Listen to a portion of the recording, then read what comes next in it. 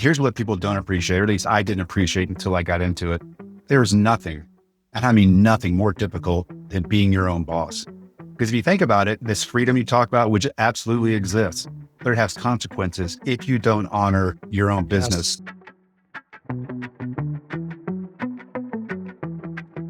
Hey everyone, welcome back to Reanimated Stories. This is Roger, your host.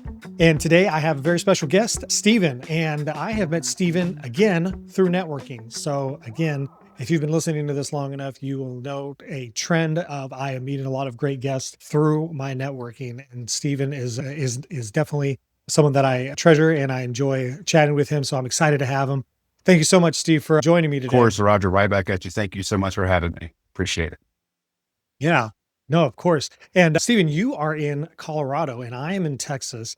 And normally the temperature is it's Colorado, Yeah. it's snow and all that sort of stuff. In Texas, it's like, I mean, honestly, you don't know what it Yeah. could be, right? It could be Psychotic. springtime and, it could be springtime in December, right? Like this past Christmas, it was 80 degrees, right? But our roles are kind of reversed here because you guys have been kind of going through somewhat of a drought. I know you guys got a little bit of dusting of snow here and there, but we just had a big ice storm, right? We had was it 0.62 inches of ice or something like that? Nothing. And it was cold. Yeah. Well, no, it definitely wasn't. We walked out and my kids were like, "Oh, hey, can we go play out in the snow?" And I said, "Well, I mean, it looks like snow, but it's not. It's going to be ice." And that's probably one of the first things I learned when I moved to Colorado was there's a big difference between driving in the snow and driving on the ice. And they're one of the truisms that someone told me when I moved out here years ago was just 4-wheel drive does not mean 4-wheel stop. And you need to understand that. Like a lot of people, if they take unnecessary risks thinking that their car or their vehicle can do more than it can. Yeah. So near where I live, the big freeway or highway, whichever one you call it, that runs through most of Texas. Well, yeah, there's the I-35, it's called the I-35 corridor and all that. And so there is a few spots, but specifically here in the northern Austin area where it's become so crowded in the sense that, people are moving outside of Austin, but Austin's just growing in general. But as you're going down, if it stops, right, like that's kind of it, right? The infrastructure is still kind of getting worked out. But I say all that because there's quite a few spots to where, we have like the frontage roads, which are right next to us that run parallel, to the freeway. And so people will, if it's slow enough, they'll be like, forget it. I'm just going because there's no rails on that side. And they'll take that little dip off into it. And I remember one time when it was in the middle of it being like a pretty rainy season. And so these trucks were going down, right? They were hitting it, no problem, right? Because trucks can do that. Drive, all that sort of stuff. Trucks can do that. So this little, I want to say it was like an Audi or something like that. It was like, I'm going to do that, right? Because they've made a track. I can do it, right? They've made a path. I will follow. And so I see them go and I'm just kind of chilling there in the car. And then as I'm slowly inching forward, I wasn't paying attention, but I didn't, because the grass was a little high. So I didn't really pay attention, but they kind of dipped. And as I drove by, I said, "Oh, they're still in there." What had happened was that because the trucks had been going and because it was wet, it had, made those in grooves. And so they didn't have, there was no way that they were going to get out. Well, I was like, little something called clearance on your vehicle as well that you kind of need. Yes. Yeah. And I was thinking to myself and I was like, I'm sure there is a business tie-in LinkedIn post to this, but I was like, man, that really stinks. Yeah, so it was a nice car too. Yeah. Indeed. Yeah. Well, that was an interesting way to start this out. So, Steve, why don't you tell us a little bit about yourself? Sure. So I've spent my entire professional career in telecom and specifically in telecom sales. So I started out as an entry-level sales rep, every door, every floor, 100 calls a day, that kind of old school prospecting, up through VP level for a large telecom corporation.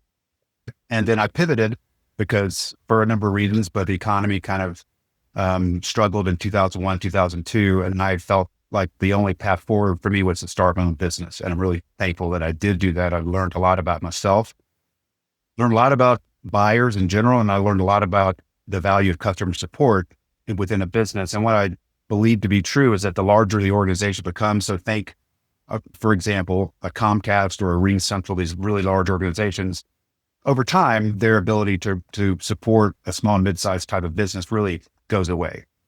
So I do what RingCentral does. I do what Comcast does, where we are a hosted communication provider with a focus on small and mid-sized businesses, because that's what we are. And we really understand and appreciate that dynamic, the buying cycle, what's important to them, cash flow, things that, a larger corporation just for one reason or another don't really appreciate. So Yeah. I spent my career in telecom. I hung my shingle out in early 2000, and we started out selling network services, and we started installing phone systems for businesses. So this is back when you would actually install a phone system physically at a client space, and they would have phones on desks, and it was all self-contained local. One of the greatest iterations or evolutions, if you will, of telecom is cloud-based communications. And what that simply means is that phone system that you have in your office years ago would become obsolete, would fail, would struggle to deliver features that nowadays are considered common. So the cloud was a great equalizer.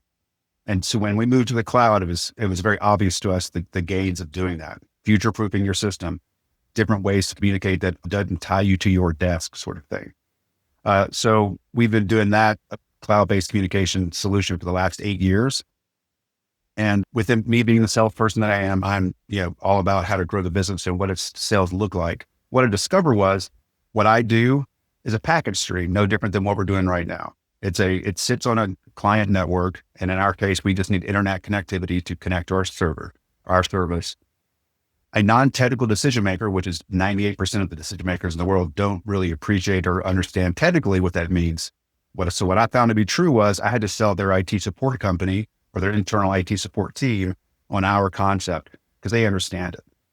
So from a sales perspective, I quickly realized that I need to sell the IT, or what we call MSP, or managed service provider, the value of what I sell, why it works, why we do what we do and why we do it well. So my whole sales effort is directed at what I call the channel. That means IT support vendors, that means managed service providers. And I've tried to develop an authentic relationship with them, and hopefully they appreciate the value of this SMB type of cloud, service provider versus a big corporation that, again, doesn't really do so well in the client support after the sale. And so that's where I found myself, that it feels natural. I've had success. We could always grow more, but that's kind of where we are today. And I'm thankful for that opportunity that I have to provide that service. No, that's really cool. Really quick, it was just kind of made me think of this like skit or whatever you want to call it, talking about the cloud, and, someone that doesn't necessarily understand it. They were like, well, they're like, all right, well, I'll be right back. And they had, put their manila folder in, and they're like, where are you going? And they're like, oh, well, I gotta, put this in the cloud. And they're like, okay, I got to see. So they walk back to the warehouse, and there's this other guy, and he's got all these helium balloons, and he's like tying all this stuff. And he's just like, Jake, I got another one. And he's like, all right. The other guy's like, okay. So he ties it up, puts a whole bunch of helium balloons, and then he like lets it go. And he's just like, and then the other gentleman is like, what are you doing? He's like, I'm sending it to the cloud. And he's looking at looking at the other guy, and he goes, I'm sure. And the other guy who's helping him, he goes, okay. And so then he's like, all right, well, let me go get some more documents. And he like walks off, and he's like, he knows that's not how it works, right? He's like, I try to tell him, he's like, but he's like, oh, everything's already backed up. So it's just kind of funny because, just thinking about that. But then the other thing that you had mentioned, give me a second here. You had just said it. Yeah. Okay. I think it was, you're talking about, servers and providing that level of service. I remember when I had kind of somewhat gone down the rabbit hole, if you will, of kind of figuring out, okay, well, what is web design, development, and like front end, and like back end, I at one point, and again, when I say like at one point, I'm talking about like maybe 30 minutes. I was just like, I wonder, what is it like having a server? Cause I hear people like, oh, like I know people, they're like, oh, I have a home server and stuff. And I was like, well, it's like, man, I wonder what it would be like to have a home, or like, what would it be like to like have a server rack, and like, maybe like I'll host my own websites and do all that. Like I said, that lasted about 30 minutes. And I said, no, I can't do all that. All of these different things. I was like, no, I can't do all that sort of technical stuff. So that's really awesome that you do that. Cause that's really, I think that's really important. And just like you said, one of the things that you had mentioned was that doing this business, it helped me kind of understand more who I am. Absolutely. Right. We'll talk about the business in a moment, but I think that is so true. You and and sometimes, I think I remember when I had thought of the idea of, well, maybe I don't want to, work for somebody. I want to do this. And you start following and seeing these things. And there was this plethora of certain people that would come out and like influencers, and they'd be like, if you're working a 9 to 5, and basically they would make it sound like it's the worst thing ever. Right. And you're not a real man or woman if you're working for somebody else and you're not doing that. And I was just like, all right, That's it. that's not the way I want to, yeah, that's not the way I want to think of it. But Well, I think that it is true. And I think that it is true that you find out certain things about yourself that maybe you might not have discovered if you were in like a 9 to 5 yeah. job. And that's not always the case. But yeah, can you talk about that a little Well, bit more? yeah. In fact, I would say that there's benefit to both, right? Like if typically Okay. and so I've got 2 young adult sons, like go work for a corporate America. The right company will give you incredible training. You'll get your Yes. education is paid for. By that, I mean, you learn Yeah. how sales works, you learn how operation works, you learn how to deal with Yes. people. I do believe that if you feel a fundamental unease or not fitting that corporate mold, probably means you should do your own gig at the right time. But when I was in Yeah. sales management, I would tell my salespeople, look, here's the deal. I owe you training. I owe you an environment where you can learn. And what you owe me is an honest day's work every day you're here. I recognize you're not going to retire here. Those days really don't exist anymore where you work for one company. But while we're here, we have this Yeah. agreement. And hopefully I will send you on your way through your journey, whether it's starting your own business or moving into a different role at a different company. I hope that I've honored my end of the bargain and given you great training. But make no mistake, while you're here, you're working for me in this company. And some people Yeah. thrive in that environment. What I've also, Yeah. the higher up I went into that corporate ladder, the less it became about my skill set as a salesperson or as a sales Mm. manager. What it became more important is how you navigate politically a corporate environment. And that just didn't, I'm just not that guy. I'm just not. Yeah. So that's kind of how I see the give and take of corporate versus do your own thing. And I'll tell you, Yeah. Roger, that Yeah. And it, sorry, I just want to say that, and you know this better than I do, but there are so many incredible apps that are either free or super affordable. I'll use a CRM as an example. I use Zoho CRM and I love it. It's so cheap, but what it allows me to do is look and act and perform like a bigger company than I am. So their yes. technology has really made that path to entrepreneurship, solopreneurship, absolutely feasible. It's not it's not for the Yeah. faint of heart. So, Yeah, no, it really isn't. And I think that, that sometimes it's, looked at like, well, they work in a 9 to 5 or, this or that. And I think that sometimes that kind of gets, like I said, there were certain influencers and things that I was just like, I was like, okay, yes, I want to, like, you're making owning your own business like so easy, yeah, like, oh, it's this ultimate freedom. Maybe where you're at now, right? Versus when you first start. And I don't necessarily follow him like a ton. I definitely appreciate most of what he says. But the one thing that I do like about Alex Hormozy is that he doesn't yeah, sugarcoat it. He's not one of those ones that are going to be like, yeah, no, just start your own business because it's super easy. He's like, no, it's going to take you time, and it may take you a year, it may take you 2 years. Realistically, it's going to take you, a lot longer than that to really kind of figure out what you're doing. And I appreciate that because again, yeah, it's not for the faint of heart. And I think that you learn different things whether you're working for somebody or you are working for it yourself. And in a sense, you're still working, for somebody because you're providing them a service. and Roger, I will say, I'm sorry, I didn't mean to cut you off. No, nope. What here's what people don't appreciate, or at least I didn't appreciate until I got into it. There's nothing, and I mean nothing more difficult than being your own boss. Because if you think about it, this freedom you talk about, which absolutely exists, but it has consequences if you don't honor your own business. Yes.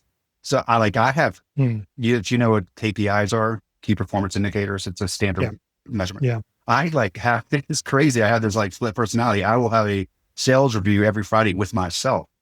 Did you hit your goal? But if Yeah. you don't do that, if you say, you know what, I'm on business, I'm going to go play golf today on a Tuesday for 5 hours, there's a consequence Yeah. there. And so I'm a big Yeah. proponent of what I call honoring your business because no one else is there to tell you to do it, but Mm, you have to honor that commitment and hold it sacred. I believe that strongly. Yes. And if you do that, and assuming your business model is good and what you sell and support is valid and viable, you're probably going to be successful. But it is so hard to do that day in and day out. But you have to. No Yeah. one told me that. Yeah. Yeah, no, it's one of those things where it doesn't matter if you're in a 9 to 5 or if you're working for yourself. I'm just going to go this Friday. I'm going to go play golf. There's consequences on both ends, right? And especially as a business owner, it's like, well, but you're the only Yeah, one doing that. Like you have the freedom to do that, right? You have the freedom to, hey, I'm just going to go watch a movie, right? Or I'm going to go do this. But like you said, am I having a meeting with myself? Am I thinking through what do I want this week to look like, this quarter, this year, shoot, 3 years from absolutely now, right? correct. What do I want that to look like? Because you no longer have somebody doing that for you because in a corporation, right? Upper management will usually kind of Oh, set those, maybe it's a board or whatever, and so you may be involved somewhat in that, but you're not the one setting that. Someone is setting that, relaying that to you, and then you have to relay that, hit the KPIs and all that. But now you're the one having to do that. So yep. yeah, there's always going to be that consequence of trying to figure out how do I build a business? How do I have that freedom and how do I honor what I'm doing? And yeah, I think that's great. Yeah. When it comes to what you're Yeah. doing, when it comes to that, tell us a little bit more. Tell us a little bit more about that. So, obviously the cloud, I joked about that, but I was gonna like, this is the long answer to a short question, right? So coming back to the cloud, how have you seen that change like in what you're doing? Is that something that like, because you had mentioned that you had started this back in 2001, right? How have you seen that shift? One, how have you seen that shift to the cloud, and what are the misunderstandings that people have with that? And then where do you kind of see that going as well? That's a great question. It's often in life, you see change very gradually. Yeah. Next thing you know, a year later, it's like, oh my God, we can do whatever, voicemail to email, right? Yeah. That's kind of a Yeah. gradual change. In my world, there was a clear point of demarcation, and that demarcation was COVID. So what people Mm, didn't appreciate about the cloud was the ability to work remotely. For example, I work from home. If I had an office, I could still work at home with this technology that we have today, right? We have mobile yeah. apps. So when a client says, hey, I got salespeople out in the field, I don't want to pay for their a business phone. That's going to cost me, whatever, $100 a month or whatever that cost is. You can just download our app and their personal cell phone becomes their office phone. This all was accelerated because of COVID, right? And literally in a Yeah. blink of an eye, technology was required to perform for businesses that were shutters. Like, we got to have a phone. We have to be able to take phone calls. How do we do that? How can I call Roger Yeah. and Roger's now working from home and I'm working from home? Technology, Yeah. the circumstances demanded that change, literally like that. So think about this. Yeah. When people say, let's have a video conference, they will often say, let's do a Yeah. Zoom call, right? Zoom has now become That's Kleenex. exactly what I was. Yeah. So Yes. it is Yeah. now Kleenex, whatever the brand Yeah. is. And that helped us initially because we had that technology. It wasn't actively being used because it didn't have to be. But once COVID hit, it just went Right. boom. And so that Yeah. further then accelerated the potential of what cloud-based communication and cloud-based anything can do for a business. It became affordable. It became extremely flexible. And with things like API integrations, if that's not too technical a concept, allowing different platforms to integrate. I'll give an example. We integrate with my company, Evolve Network Solutions, integrates with Salesforce. So now you can pull call records from us into a customer Oh, account wow. with recordings. And now we've got sentiment analysis with AI. So that doesn't happen if the cloud doesn't happen. And COVID, again, Yeah. it sent it to hyperspace, to use probably your Star Wars nomenclature. But I would say that circumstances of COVID in particular really drove technology into the spotlight. Would it have gotten there initially? Yeah. Probably so, but it might have been 10 years Yeah. later.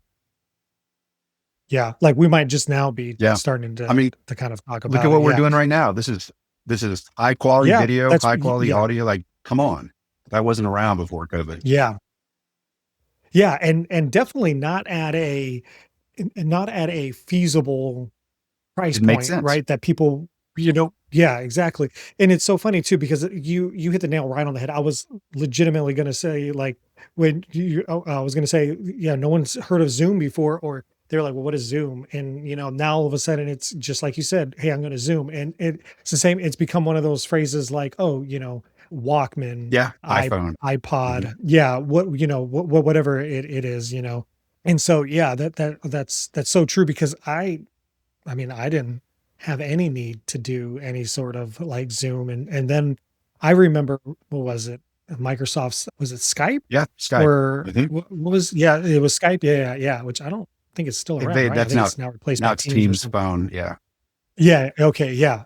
And so I remember that, but that was, I remember when I was younger and Skype was a thing and it was like, oh, you can do this video calling, but you had to sign up and then you had to do this whole like process. And then it just became, now you just kind of sign up and just, just kind of do what you And, need to do and to give you with an it. example about Zoom, RingCentral, who, if the people don't know, is a 500-pound gorilla in my industry. Like that's you know, the Death Star, if you will. When you say Ring Central, are you talking about the No, doorbells sorry. or? RingCentral is a hosted communication provider. They're the largest one Oh, in the oh, world. okay. Sorry. Okay. Okay. But to give you a Okay. sense of, No, that's right. That just shows my it's ignorance. okay. Yeah. But from the nothing to something world, pre-COVID, RingCentral didn't have a video conferencing platform. They used Zoom and they just would hang the Zoom. It was no big Oh, deal. COVID hits, Zoom yeah. skyrockets, and they start selling against RingCentral. And so RingCentral then had to go develop their own platform. So Oh, all that to say, Zoom was really a sleepy little cool kind of concept until COVID, yeah. until Yeah. Yeah. I remember when I would say, so what was it, March 2020, when everything was happening, people were like, oh yeah, we're kind of using Zoom, but like it wasn't one of those things where now you have all of these things. You got an app, oh, whiteboard, crazy. and all that sort of stuff. It can handle all this sort of stuff. It can handle like, you can have multiple conversations going, like, you can have like the main chat, then you can have like a private chat, so you can have all this sort of stuff now. But I remember my wife is a teacher and she had to do certain things with Zoom and also Google Meet, I believe Yep. it was. And that's typically what I use just for Yep. my own meetings. But yeah, I mean, it was unheard of to use anything like that. So yeah. And then to see, I think about, so my son during COVID had appendicitis. There was no place to go. It was at the oh wow. hospital. So they did a video exam. It was, I mean, who would have Oh done that? wow. That's, your point. I mean, Yeah. what they use it for now is insane. Yeah.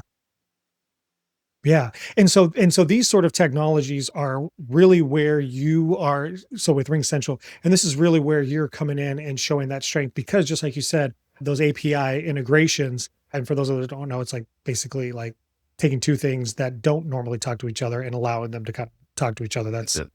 We're not going to sit here for 10 minutes Please, talking about please, what let's not API do is. that. Yeah, yeah, we're gonna bore half the people that are listening. But basically, yeah, it just allows them. So, what are some use cases that you've really seen? So, one, you talked about Salesforce. What are some other cool use cases that you've been able to use? Do you mean in the way of integration or just in general? Both, like how you've been able to integrate, like what you do, like taking those phone calls, putting them right into Salesforce, but just in general as Well, there's well. one thing I did want to mention, a use case, a white paper that actually, if it's not, it will be soon on our website. And that is the idea, I mentioned this earlier, of downloading a mobile app onto your personal smartphone, whether it's Android or iOS.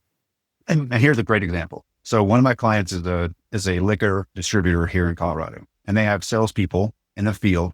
And as you can imagine, in any type of, distribution model, they have a lot of churn in the sales arena. They have sales reps come and go. Until we use this integration I'm going to tell you about, these salespeople would use their personal cell phones. So if you can imagine, you're a customer, I'm a sales rep, and I work for this company, and we have a relationship. And I'm like, hey, Roger, if you need me here with my cell phone, just call me anytime. I leave the company. Yeah. The customer doesn't have the business's phone number. He has the salesperson's phone number. That's not good. If Oh the yeah, salesperson works for a yeah, competitor or for whatever reason, it doesn't flow. So what we did was yeah. we required every salesperson to install our mobile app on their phone. We gave them a company phone number that was unique to them. So now if you look at that same scenario, we have a great relationship. My phone number I'm giving you is actually my company's phone number. I leave the company. They just Oh, repurpose that phone number. They kill the app, the sales rep, and they sign it to that salesperson's replacement. And so now they are cleanly integrated. oh, The customer doesn't do anything yeah, differently from a behavior standpoint. So that would be an integration, if you will, or a use case of how using mobility to how my platform accommodates customers' mobility needs and requirements. Is that kind of Yeah. what you were? No, that's really yes, yeah, yeah. No, that's really cool. When I worked for when I worked for Best Buy, I guess it doesn't matter if I say Best Buy or not. We had to download like a company app. It was a little different in the sense of it showed us like inventory, like that is not customer facing Mhm. necessarily, so like you would see like, oh, we have 5 of this, but because it takes a while to update and all that, we could see, oh, well, we only really have 3 or something like that. But that's really cool because yeah, I've definitely had that before where I was like, oh, let me reach out to this person and oh, they're no longer working at that company anymore. And it's like, well, I don't really Who know to how talk else to contact exactly? them or Yeah. yeah, or I was talking to that person and maybe I built a relationship. So yeah, that's definitely And so, Roger, the latest iteration of that same example I gave you is now moving into the SMS yeah. or texting world. So, for example, we Oh, sell okay. what is considered business class SMS service. And for example, Oh imagine wow. it's a customer service team of 4, 5, 6 people, right? They have a client that has an issue, and because generationally speaking, text now becoming a preferred way to communicate. They can do instead of Yeah. calling what we would refer to the ring group. So I call the main phone number for customer service, and it rings 6 people's phones simultaneously. The first person to get it takes the call. Now you can do the same thing with texting. You can text the customer service Yeah. group, and that text goes out to all 6 people. They can all see the text come in, and Yeah. when one support person responds to that text, everyone sees that response like, "Oh, Roger's got it. He's on it," or how they want Yeah. to handle it. So now if you're looking for like Yeah. what's next in the communications world, that texting platform is huge. Yeah. No, that yeah. Does that also integrate with like chat like on the website? Do you do anything with Mhm. that? Yeah, Okay. that's That's cool. we do it. That's something that is kind of sits in the netherworld of who does what, because you can have that with Yeah. everyone. Yeah, but you can take all those chats on your website and integrate them into your CRM if you wanted to via our platform. Yeah. That's Yeah. really cool. Okay, that's cool. So if someone was thinking like, okay, this sounds kind of interesting. I'm picking up what Steven's putting down. What are some things that they need to think through? What are some questions they need to ask themselves? What do they need to think through and be like, maybe I need this in my business, or maybe I don't know if I need this in my business, right? Like, talk to a little bit about that. What are the questions that they need to think through, and what are the scenarios or different things that they need to kind of think Sure. through? So I'll give you a business 101. The first thing you want to do is look at whatever agreement you may have with your current provider. People don't consider that. So they're like, I hate Vonage, or I'm sick of RingCentral or whatever. Let's go. It's like, well, all right, hang on a second. Do Yeah. you have a term commitment with them remaining? Because they're going to hit you for Mm, your minimum commitment. So that's probably fundamentally yeah. that's an up or down. Unless the service is so bad that they're like, Yeah. I'll pay the termination liability because I can just leave right now, and they can do that. Um, Yeah. Yeah. then you also want to consider the health of your network, specifically your internet connection. So I will tell you that what we're doing right now is a very low load on this internet connection we have right now. Voice of telephone call is Yeah. low. However, if you have 50 employees and they're all making phone calls, and by that also includes an extension to Mhm. extension phone call. If I'm calling you and I'm at my desk and you're 50 feet away at your desk, that's going out over the internet and back. So if you're not currently Yeah. in a hosted communication platform, you need to talk to your IT vendor or your IT support and say, hey, we're going to be adding this much of a load onto our network. Can we handle it? And one of the things that we do is we will stress test that network for you. And we can tell you pretty quickly, like, yeah, you're Huh. good, or no, you're not. We need to consider. And then there's a number of different options. So I would say there's a financial Yeah. consideration that you need to kind of clear yourself with. And then there's a network consideration you need to ask yourself.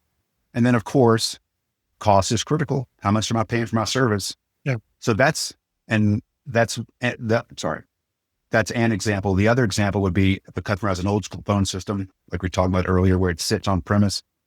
Don't run away from that, because it's just a matter of time before the systems will die. And then when they die very, very Yeah. quickly, literally in a day. Yeah. And if you don't have a backup, you're in big trouble. So that's an easy decision to make. Okay. Yeah. No, that makes sense. It's almost kind of like I remember when they for television when they swapped from analog to digital Yeah. and all that, and like all of a sudden it went.